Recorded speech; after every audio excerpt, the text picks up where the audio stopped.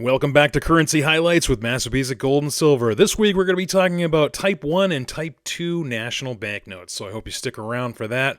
I am Dean with Massabesic Gold and Silver. Thank you so much for choosing my channel this week. Out of all of the channels to stop by, you decided to stop by mine and say hello. I hope you put lots in the comments, and I hope you enjoy this video on national banknotes.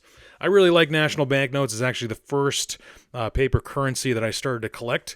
Particularly because this is my hometown bank, Series 1929.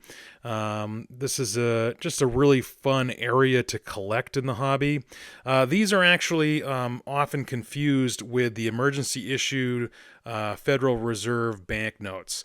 You can see that they are very similar, but there are some major differences. We're not going to be talking about those differences. I'll save that for another video. I want to talk about particularly the Type 1 and Type 2 of the national banknotes. So like I said, this is the 1929 series. In 1929, all federal currency went from the large size notes to the small size notes. So they were transitioning the notes with this series.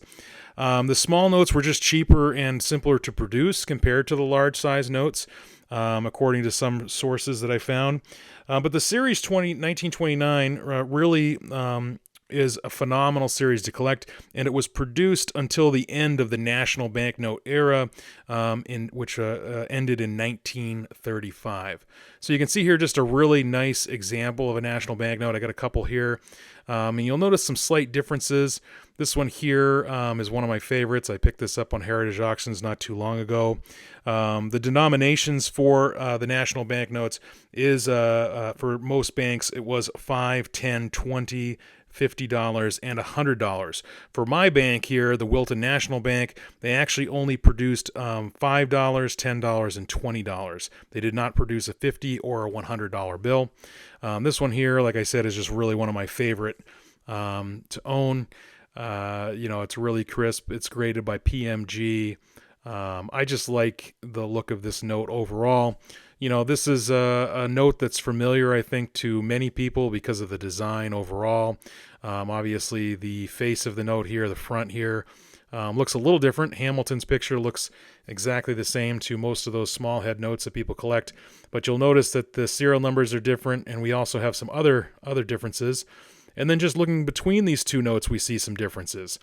And so that's what we're looking at here, a Type 1 and a Type 2 of a national banknote from 1929. So I wanted to share with you the differences here. You'll see the charter numbers here. The Type 2 banknote has the charter number printed 4 times, 2 times in brown ink, 2 times in black ink, while the Type 1 only has it printed twice in that bold black print.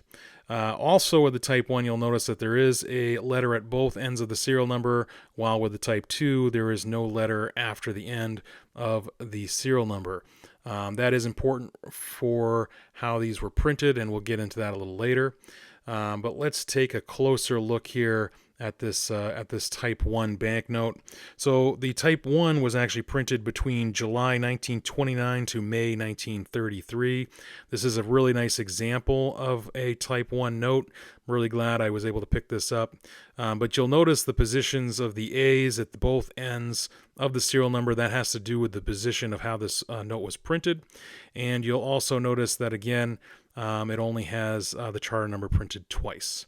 I borrowed some images here from Heritage, and it shows you here how they were printed. It was the first letter in the serial number that changes, and the number stayed the same, meaning it was 1 going down the page, while you'll see with the Type 2s, the letter didn't change, but the numbers continued going upward. So that's one of the major reasons with the printing of these notes, that if you do like those low serial numbers, remember with the Type 1s, there's got to be lots, because they printed 1 in the same position over and over again, just with that letter changing at the beginning of the serial number. While with the Type 2s, if you like those lower serial numbers, you'll notice that those do count up relatively fast, so there is a chance just to get that number 1 if you really were looking for it. Great area to collect overall. I really love these notes. Like I said, the printing of these, the Type 1 was printed between July 1929 to May 1933. The Type 2s were printed between May 1933 to 1935. Just slight differences. I'll continue to throw up some images of how they were printed so you get the overall feel. Remember those Type 1s? They have the charter number printed twice in bold black ink, while the Type 2 has the charter number printed 4 times, twice in the bold black ink and twice in the brown ink that is also used in the serial numbers. These are just a lot of fun to collect overall. The Type 1 is actually more common. There's estimated 75% of them still out there, while the Type 2s much more scarce, but you can find them, especially for certain banks. This is the only Type 2 I own for my bank, and I've only been collecting these for about 10 years now, and I've only found the one. That does not mean it's super rare. I paid about $200 for this note. I'm very happy I got it for my collection. And like I said, it's a really fun area to collect. You don't have to necessarily collect your hometown bank, but you can collect lots of different banks with really cool names. But for me, I wanted the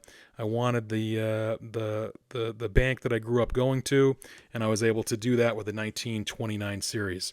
So I hope that you have a better understanding of between the Type 1 and Type 2 national banknotes for the national currency series. Remember that do not confuse these with the Federal Reserve banknotes that were the emergency issue in 1929. They do have some similar looks, but they are not the same.